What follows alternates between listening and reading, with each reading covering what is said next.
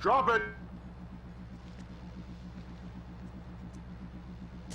Dead or alive, you are coming with me. A reboot can be best defined as creating a new version of an already beloved film. It has become a much more common approach since the 2010s, with over 100 reboots being made in the last 20 years alone. Films ranging from 2021's Mortal Kombat to 2004's The Punisher are all included in the many Hollywood reboots. Hannah Lodge critiqued 2019's Men in Black International by writing, "A charismatic cast can't save Men in Black International from feeling like a thoughtless cash grab." Hannah isn't the only individual to view reboots as nothing more than a cash grab, as many poorly done reboots have the majority of the reboots calling out the film as a cash grab, except sometimes when it comes to making a reboot, fans are often divided on the idea. Modernizing a classic can be a difficult process, as studios need to keep the same amount of love and passion put into the original. Back in 2014, Sony Pictures released the Robocop Reboot. The film currently sits at a 48% Rotten Tomatoes score, with critic Peter Travers writing, "This Robo reboot tries fiercely to update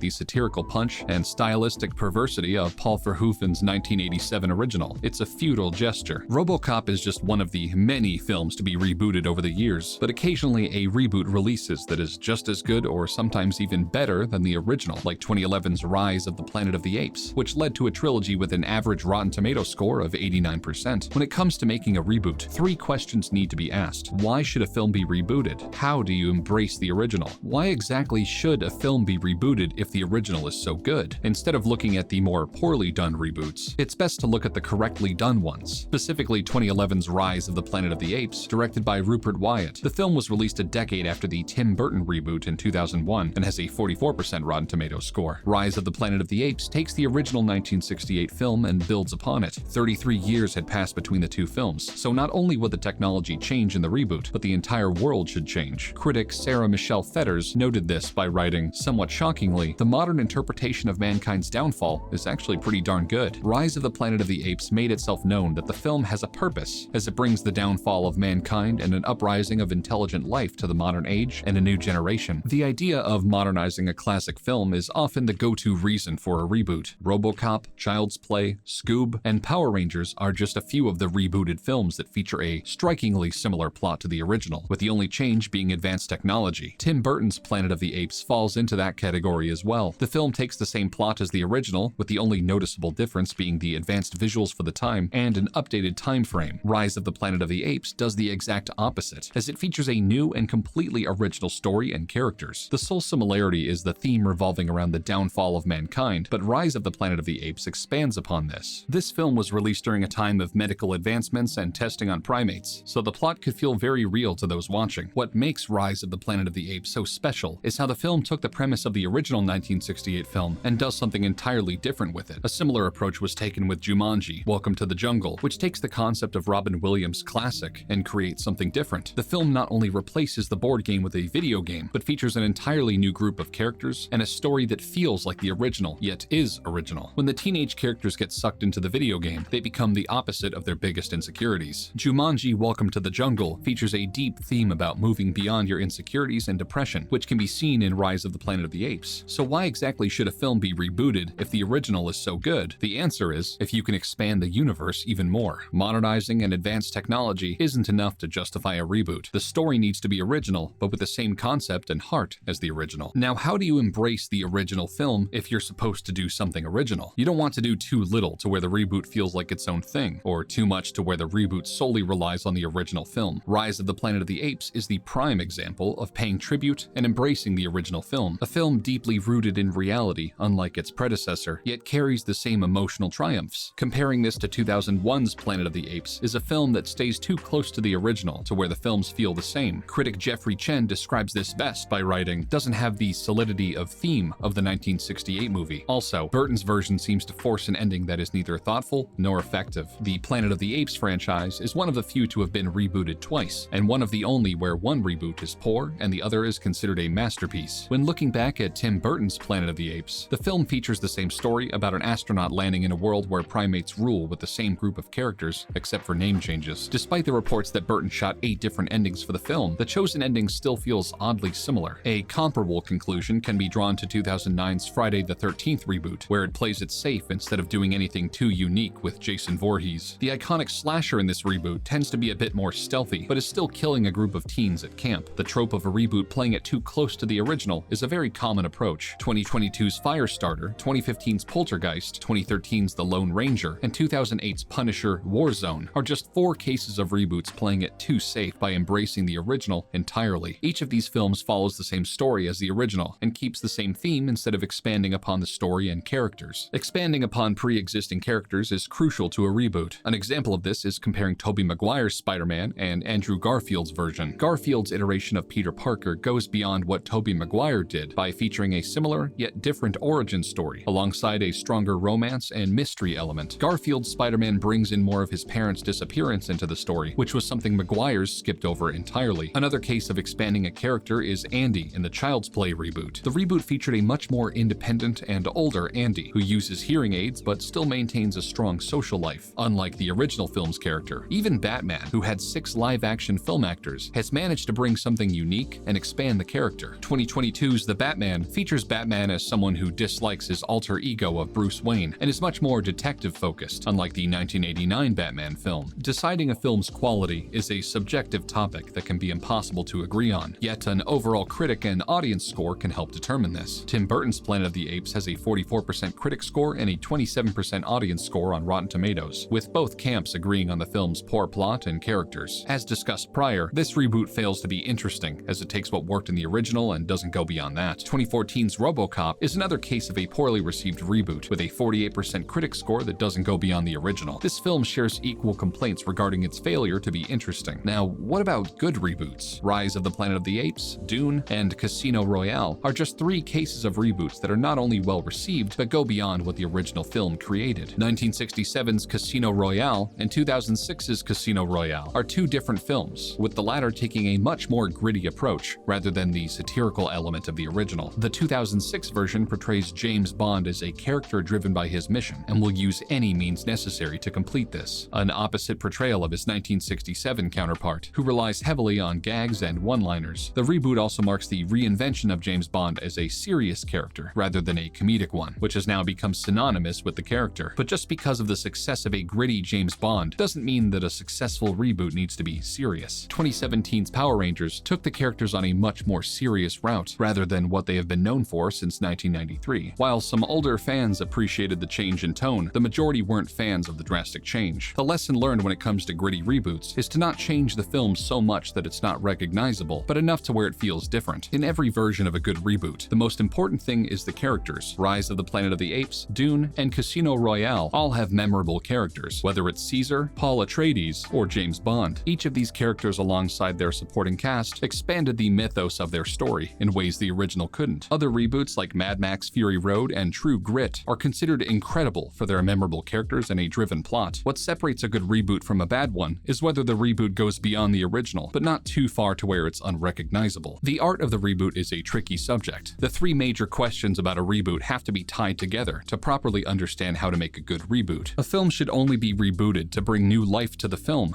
and expand the story and characters, rather than seeking to solely modernize it. By rebooting a film, the reboot should stay true to the original and pay homage, but not exclusively rely on the tributes and still branch away. Tim Burton's Planet of the Apes is a reboot that relies so heavily on the original that it becomes the same, instead of doing anything new. Tying those 2 questions together brings you to the big question: what makes a reboot good or bad? Embracing the original themes, but going beyond the characters and story to tell something new but familiar is the key to a good reboot. Thanks for watching. Whether it's from a planet ruled by apes or the year 2028 in Detroit, be sure to like, subscribe, and tune in next time for more great content. And if you like the work FandomWire is doing, be sure to visit our affiliate link at Humble, where you can purchase and play games for a great low price while supporting us and allowing us to make more quality content like this. Until next time, thanks for watching.